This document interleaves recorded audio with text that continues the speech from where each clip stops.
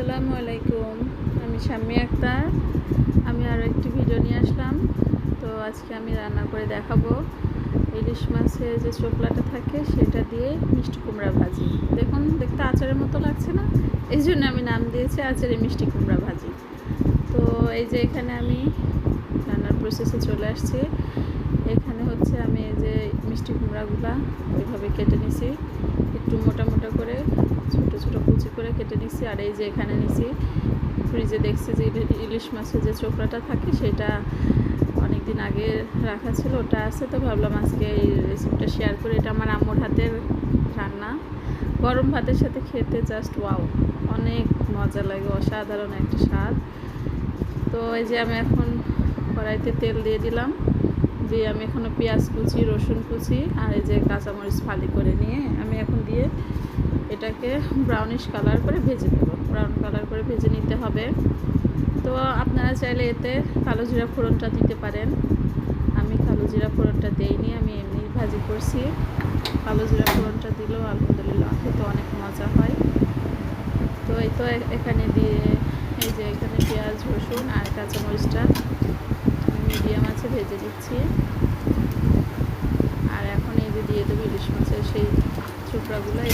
এই চোকলাগুলো যদি আপনারা ইলিশ মাছে কচুর শাক ঘন্টতে দেন, ওটা অনেক মজা হয়। আমার দাদি কচুর শাক ঘন্টতে দেয়, আর এভাবে আবার মিষ্টি কুমড়াতে দেয়। তারা আমার আম্মু এভাবে মিষ্টি কুমড়া ভাজি করে। এই রান্নাটা সবার অনেক পছন্দের একটি রান্না। তো এইভাবে আমি ভেজে নেব কিছুক্ষণ। ইলিশ মাছের চোকলাটা দিয়ে আমি ভালো করে ভেজে নেব। তো এই চোকলাটা ভাজা হয়ে গেছে। এখন আমি দিয়ে দিলাম লবণ, পরিমাণ মতো লবণ আর হলুদের গুঁড়া দিয়ে আমি এখন এটাকে আবারও ভালো করে ভেজে সামান্য পানি দিয়ে এটাকে কষিয়ে দেবো তেলের উপরে, ভালো করে চোখটাকে কষিয়ে দেবো।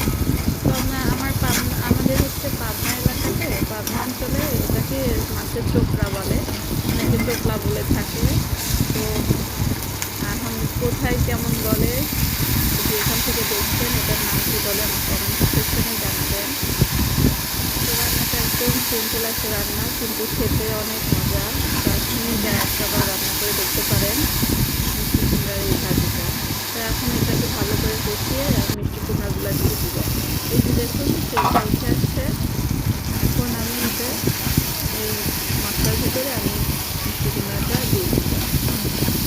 আপনারা চাইলে এতে ইলিশ মাছের মাথা দিতে পারেন।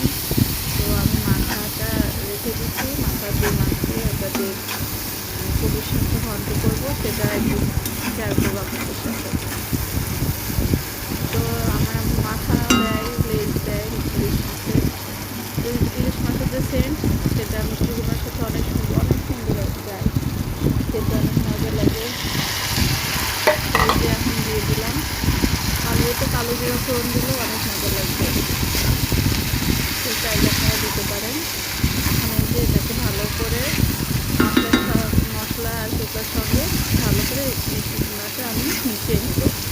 তো আমার চ্যানেলের ভিডিওগুলো যদি আপনাদের কাছে ভালো লেগে থাকে, উপকৃত হন কেউ, প্লিজ আমার চ্যানেলটি সাবস্ক্রাইব করবেন, একটা লাইক করে পাশে থাকবেন, পাশে থেকে বেল আইকনটা প্রেস করে রাখবেন। এখন আমি সামান্য পরিমাণে পানি দিয়ে এটাকে ঢেকে কিছুক্ষণের মতো ঢেকে রাখবো।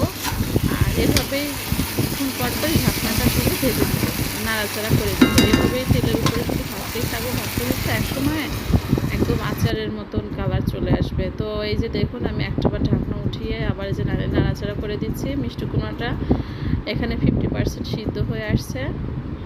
তো এইভাবে নাড়াচাড়া করতে করতে এক পর্যায়ে দেখবেন যে একদম কালারটাই চেঞ্জ হয়ে গেছে, পুরো আচারের মতো দেখা যাচ্ছে। তো এতটাই মজা, এটা আপনারা বাসায় একটাবার হলে ট্রাই করবেন, দেখবেন যে শাম্মী আক্তার মিথ্যা কথা বলছে নাকি সত্য কথা বলছে। তো এইভাবে একবার ট্রাই করে দেখবেন।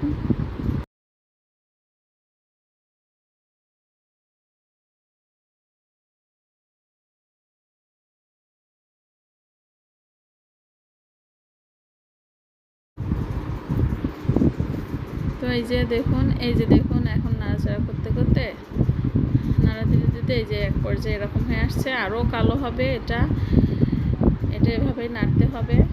তেলের পরিমাণটা একটু বেশি দিতে হবে, তেলটা উঠে উঠে আসবে, এই জন্য খেতে অনেক মজা লাগবে।